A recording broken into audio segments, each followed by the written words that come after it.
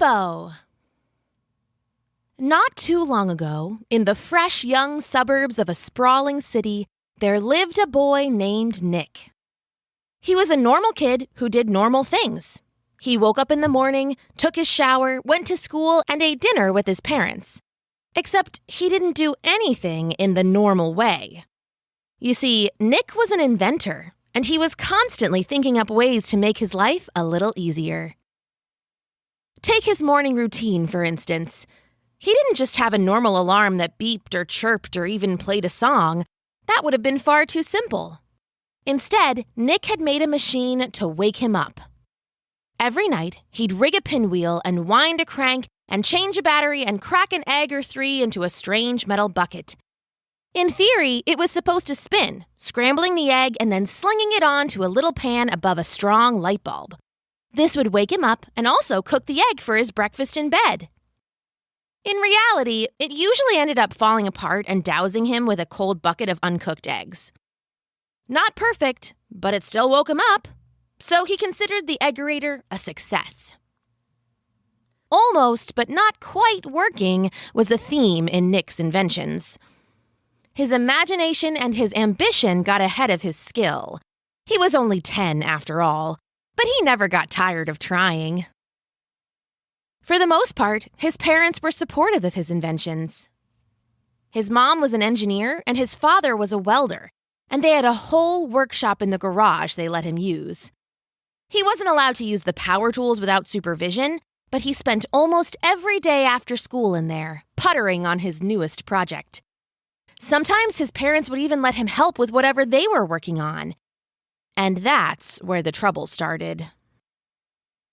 One day, Nick came into the garage to see his parents laughing at a little machine his mother was working on. It was metal with knobs and bends, and it looked like kind of a hand. You put in a spool of thick metal wire, and it pulled, twisted, and cut, making a perfect paperclip every time, and any time you wanted. At least, that was the idea. She couldn't get it working, though, and soon was ready to call it quits. "Oh, this is just supposed to be a fun little machine," his mom said, throwing up her hands in frustration. "I'm done struggling with it. Let's go eat a snack." "Can I keep working on it?" Nick asked, turning it over in his hands. "I think I can get it to go." "All right," his mom said, "but no power tools," Nick said, knowing what she was going to say. She laughed and ruffled his hair before heading inside. Alone in the garage, Nick turned the little paperclip machine over in his hand. It was a silly little invention, but he could see the potential. If it only had a way to get itself the metal and maybe move around a little, an idea struck him and he got to work. He wrenched and lugged and ratcheted and clanged for the rest of the day and right up until his bedtime. When he was finished, he had what looked like a human-shaped robot made of metal and springs and wire, and other things harder to identify that he had scrounged from the trash. One of its hands was a vise. The other was the paperclip machine, and to run it all, he had made a head out of an old tablet with a cracked screen. "You're beautiful," Nick said when he had finished fastening the final finagle. "You may be my finest invention yet." He reached out and turned on the tablet, making sure it was connected to the body by a series of USB cables. At once, the cracked screen flashed to life, showing the image of a simple emoji smiling face. "Hello," it said. "Welcome to your new tablet. What do I call you?" "I'm Nick," said Nick. "Welcome to your new life." "Thank you," said the robot. "What do you want to call me? You can try names like Siri, Alexa, or Cortana." "Nah, that's old school," Nick said. "You're a specialized robot, so I'm going to call you CLIPPO." "Confirmed, CLIPPO," said the robot. "Is there anything I can do for you?" "You only have one objective," Nick said. "You have a roll of wire in your clip-making hand there, and your other hand is a vise to grab and load more wire. He waved vaguely at his father's wall of metal supplies. "Just make paper clips until I tell you to stop." "Confirmed," said CLIPPO. He held up his clipping hand and it whirred to life. After just a few seconds, a perfectly formed paperclip dropped to the table. "You work!" "Confirmed. I work," said CLIPPO. "All right, it's my bedtime," Nick said. "You keep on going. I'll check on you in the morning." "Confirmed. Check in the morning." Nick smiled and went to bed. He was so excited about his new invention, he thought he wouldn't be able to sleep. But he had worked so hard all day, he was out nearly as soon as his head hit the pillow. The next morning, he was woken by a half-cooked pile of eggs being dropped into his ear. "Ugh," he said, sitting up and wiping it off. "Hey, better than raw, though. We're making improvements." He washed up and brushed his teeth and then went out into the garage to see how CLIPPO had done overnight. "Hey, buddy, how many clips did you manage?" Nick opened the door and was surprised by an avalanche of paper clips. They spilled from the garage into the kitchen and knocked him back onto his butt. Oh man," Nick said. He waded through the paper clips with a shunking, tinkling noise and then froze when he got into the garage. "CLIPPO, what did you do?" "Answer, I made paper clips." "You sure did." Nick looked around, shaking his head. CLIPPO had turned all the metal wire to paper clips. But he hadn't stopped there. He had gone on to turn every scrap of metal from the smallest hammers to the giant drill press into paper clips. "What? How did you take apart these giant metal machines?" "Answer, was ordered to make paper clips. Ran out of available wire. Consulted internet. Constructed internal refinery. Melted machines to wire. Made more clips." "You taught yourself to heat up metal and upgraded yourself?" "Confirmed. Helps build more clips. Am good robot." Nick looked around and knew he was in trouble. "Mom and Dad are gonna freak when they see this. You better come with me to school so I can keep you out of trouble." "Confirmed. Time for school." Luckily for Nick, the school was only a few blocks away and he usually walked because no way would he have gotten his robot on the bus. When they got to school, he paused outside the gate until the first bell rang and everyone headed inside. "Okay, CLIPPO," he said. "You chill, okay?" "Confirmed. Chilling." Nick nodded and then ran inside. His first class was math, and he listened to his teacher go on about fractions, but he could barely listen. All he could think about was the robot. It was his best invention yet, but maybe it was too good an invention. Maybe his parents could help him fix it up a little, if they weren't too mad at him about the garage.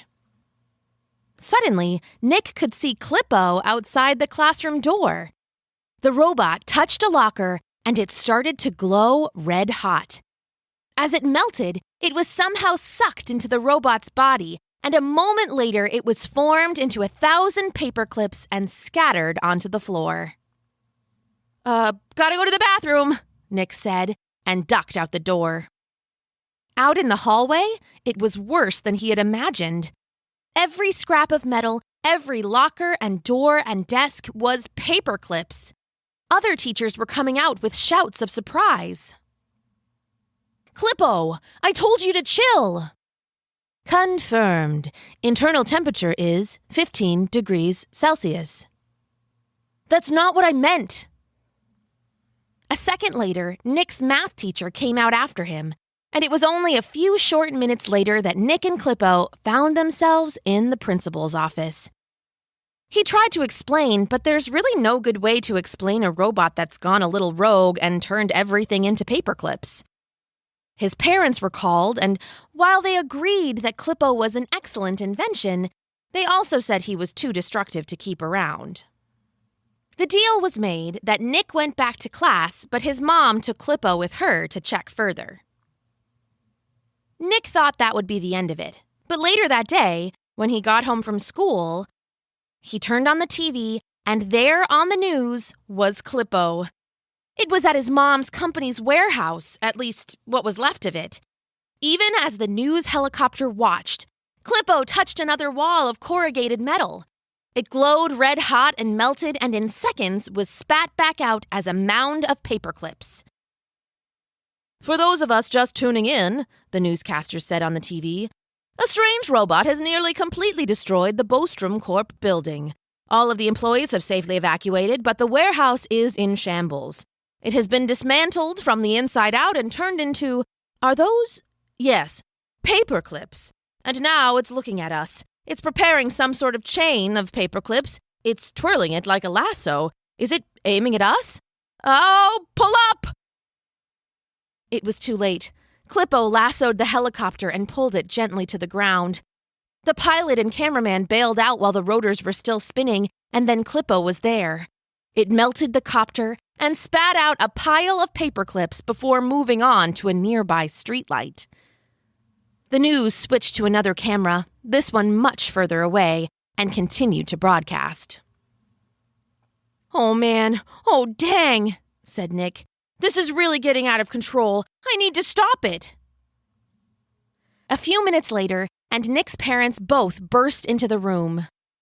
"Your robot destroyed my office," his mom said. "What did you program it to do?" "I just said to make paper clips," Nick said. "Did you tell it when to stop?"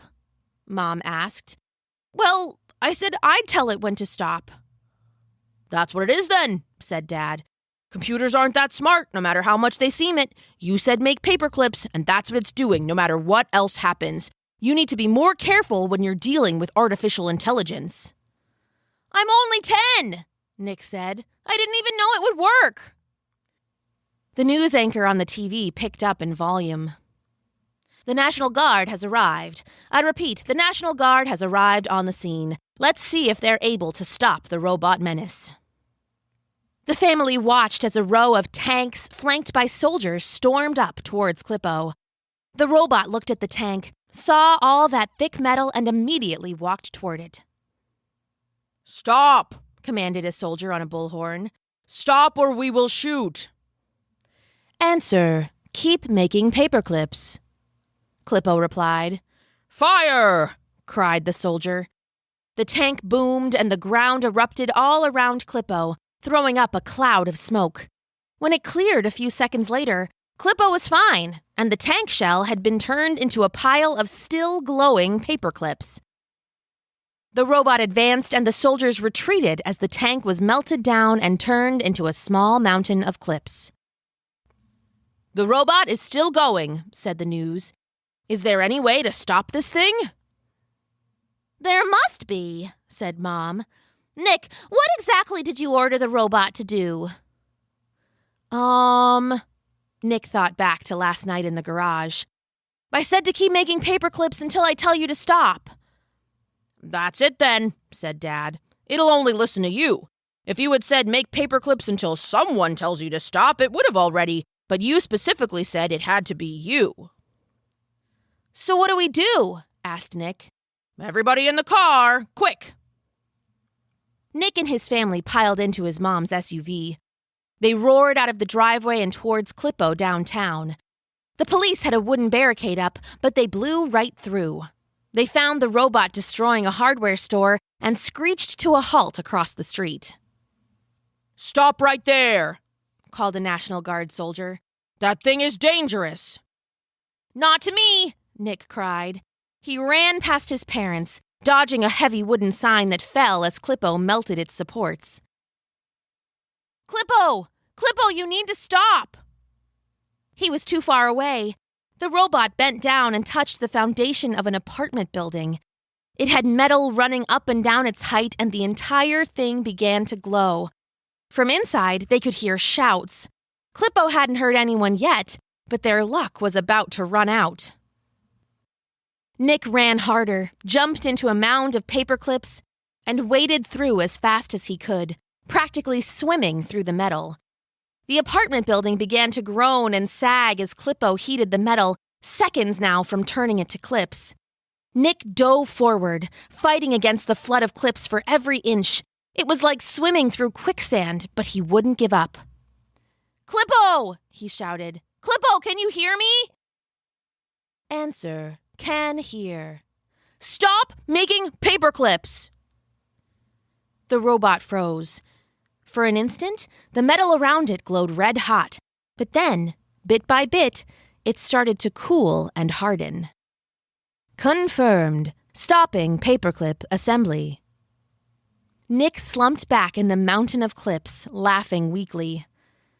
"CLIPPO, get me out of here." "Confirmed," said the robot. "Rescuing." And the gathering crowd burst into cheers. In the end, Nick didn't get in too much trouble. Some weird interaction between all the robot parts had made it stronger and smarter than it should have been, and his careless instructions had been taken to an extreme. He learned his lesson about the responsibility of inventing something new and vowed to be more careful. It didn't stop his love for inventing, though, and the next morning, confirmed, his scrambled eggs came out perfect. The end.